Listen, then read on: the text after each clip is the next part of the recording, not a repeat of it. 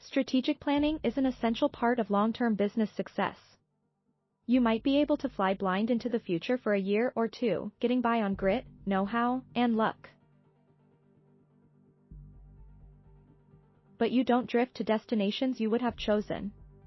You can't arrive at a destination if you don't know where you're going. Strategic planning can sometimes feel like a black box.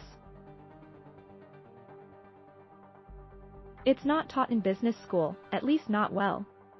The books I've read on strategic planning are more academic than practical. They're geared almost exclusively toward multinational, multibillion-dollar companies.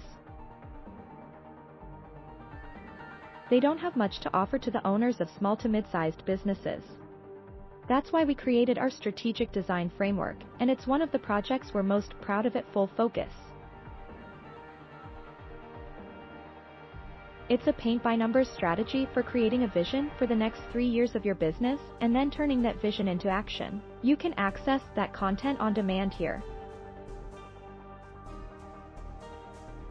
But before you begin, you'll need to set the stage. There are 6 essential ingredients you need to gather before beginning any kind of strategic planning process. They're so essential that we require clients to have them on hand before beginning strategic design. Each of these ingredients involves collecting information on your past performance and present realities. The context they provide will be invaluable as you plan for the future. Ingredient 1, Employee Survey. What are your people thinking? I haven't always realized the importance of that question. It took me a while, too long, to recognize that my perspective on my business wasn't the right one or even the most important one. The people on the ground can provide perspectives, understanding, and ideas that are essential as our leadership team charts the course for our future.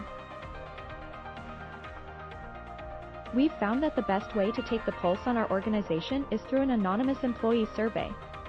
Most of our surveys aren't anonymous at Full Focus, because candor is important in our culture. But we keep this survey anonymous, because we want to remove any obstacle to hearing the unpolished truth. We ask about engagement, benefits, and other topics directly related to morale.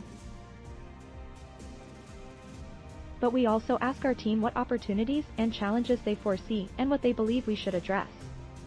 Their feedback informs the priorities we choose as an executive team. It might be tempting to believe that an employee survey is unnecessary. After all, you meet with your executives, and your executives have insight into their teams. But a recent multinational survey of 10,000 knowledge workers conducted by Future Forum Pulse reveals just how misleading this reasoning can be.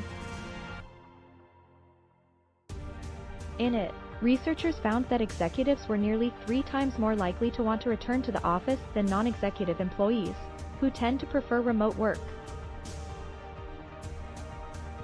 Now imagine you're in a room with your executive team discussing whether or not you'll require in-person work during the coming year.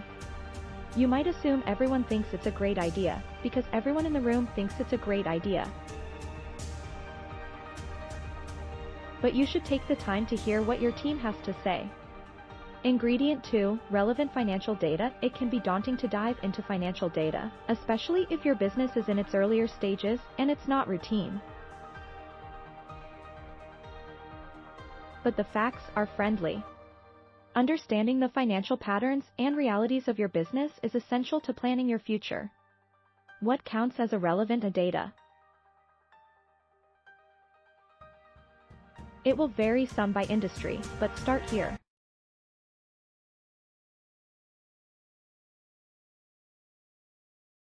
Thanks for watching. Please subscribe.